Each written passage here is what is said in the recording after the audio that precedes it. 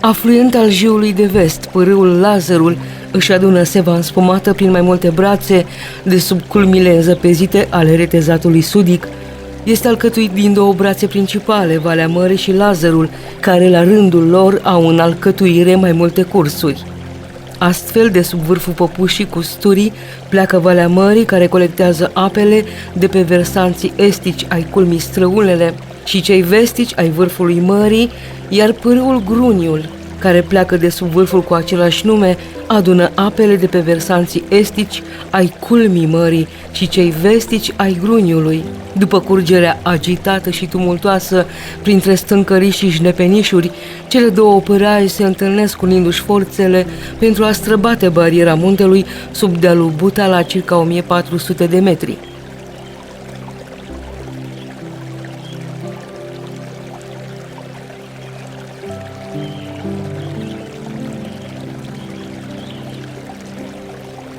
Din căldările Gruniului, Lazărului și Zănoagei pleacă Lazărul și Zănoaga, care își dau întâlnire la circa 1500 de metri altitudine. După străpungerea barajului muntelui, cele două brațe se unesc sub plaiul Lazărului, continuându-și curgerea spre fratele mai mare, Jiul. Rezistența pe care a opus-o și pe care o opune în continuare muntele la trecerea apei în cursul său firesc s-a transformat într-o priveliște de basm, de la care cu greu îți poți desprinde privirea.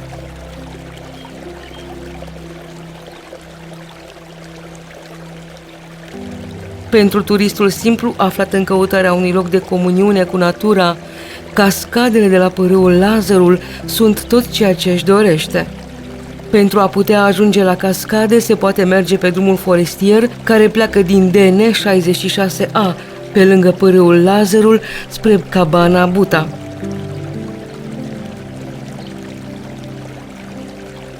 După 50-60 de minute, funcție de condiția fizică a fiecăruia, drumul cotește mult stânga.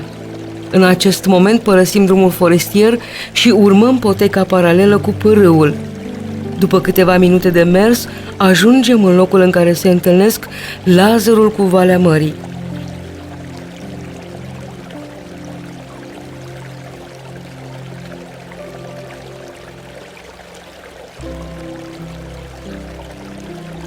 Facem stânga pe cracul mării și urmăm cursul pârâului spre Amonte, printre colți de piatră șlefuiți de curgerea apelor și trunchiuri de fag și brad doborâte de vreme.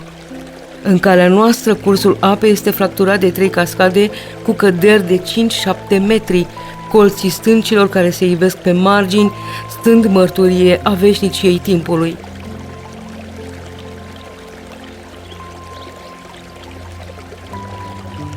După cea de-a treia cădere, într-un moment de respiro, ne întoarcem privirile spre aval să vedem frumusețea peisajului care a fost mereu în spatele nostru. Aruncându-ne privirea spre versantul din malul drept al văii, zărim un colos de piatră care, după câteva momente de contemplare, vedem adevărata față a stâncii la propriu.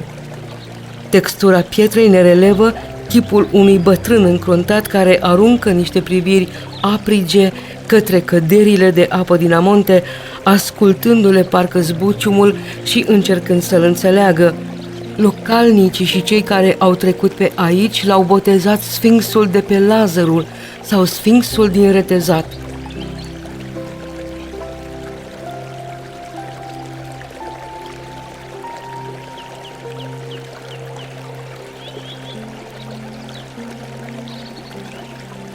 Continuându-ne urcușul, înaintăm spre Cascada Mare, prezența ei fiind anticipată de vuietul apei care acoperă orice zgomot în jur, bolborosind în trecerea ei peste pragurile săpate în stâncă o poveste înțeleasă doar de bătrânul încruntat care o așteaptă mai în vale. Stropii de apă care se împrăștie la contactul cu piatra formează o perdea prin care, dacă te afli în bătaia soarelui, vezi mirificele culori ale curcubeului. Ascultând zgomotul apei și privind la peisajul care te înconjură, înțelegi de ce natura este cel mai mare artist iar efortul tău de a urca până aici este răsplătit.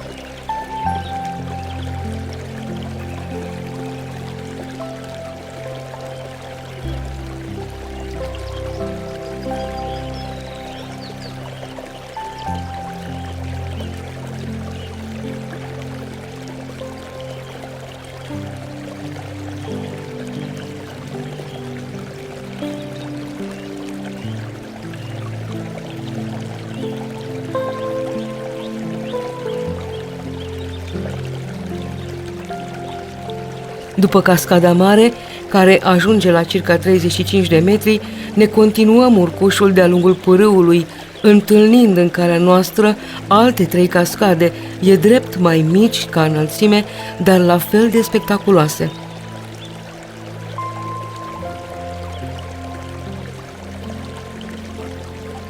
După cea de-a 7-a cascadă de pe malul stâng al pârâului, pe o potecă abia perceptibilă, pe curba de nivel ne îndreptăm prin pădure spre celălalt crac al lazerului, lazerul propriu-zis. După un drum de circa 20-30 de minute prin pădure, un pisc mai sus decât cascadele pe care tocmai le-am lăsat în urmă, ajungem la cascada de pe acest pârâu, care, la fel ca și cele de pe Valea Mării, ne relevă un peisaj sublim. Coborârea se face paralel cu pârâul, printre fagii falnici și tufe de zmeură, pe o potecă care îți ascunde în iarba deasă zgomotul pașilor. Cascada de pe pârâul Sterminos se află pe pârâul cu același nume la o distanță de circa 6 km amonte de confluența acestuia cu râul Jiul de Vest. Traseul până la această cascadă este relativ ușor, formând firul apei pe drumul forestier construit pe malul stâng al acesteia. Pantalina a urcușului și priveliștea care te înconjură poate determina călătorul de orice vârstă la o incursiune de 2-3 ore în liniștea muntelui. Aflată pe brațul stâng, la circa 15 metri de confluența celor 2 brațe ale pârâului Sterminos, cascada are 2 trepte vizibile în perioadele din an cu precipitații scăzute și o înălțime de 12-14 metri. Cascadele de pe Valea Lazerului și Sterminos reprezintă o adevărată destinație turistică atât pentru iubitorii de drumeții cât și pentru cei amatori de senzații tari. Dacă turiștii din prima categorie se rezumă doar la a admira și fotografia cascadele, cei din a doua categorie pot provoca natura și practica canyongul, cascada mare de pe Valea Mării, oferindu-le condiții pentru practicarea acestui sport. Turistul care va alege să viziteze acest colț de rai, sigur va fi convins de puterea creației lui Dumnezeu aici pe pământ. Revărsând frumosul deopotrivă pentru ochi, gând și suflet, natura își păstrează pe aceste meleaguri o liniște aproape nepământească, profundă, și respiră o libertate deplină care uluiește, care întregește orice făptură. La finalul unei astfel de călătorii de vacanță, omul poate deveni mai bogat în spirit și mai apropiat de natură. Se va întoarce din călătorie renăscut, îmbogățit cu cer senin, cu aer curat, cu armonie, cu credința că poate învăța atâta de la natură, acestea fiind adesea o autentică lecție de simplitate, măreție și modestie totodată. O călătorie pe munte prin locuri nebănuit de frumoase, pentru mulți poate însemna și o călătorie spirituală, o legătură cu cele mai profunde gânduri, aspirații, sentimente, lăsând să iasă la suprafața eului ceea ce simțeai, credeai intrinsec în fața cutezanței curajului de a escalada înălțimile sălbaticei naturi, care parcă te cheamă să împartă cu tine povești din lumea mirobolantă a frumuseților ei.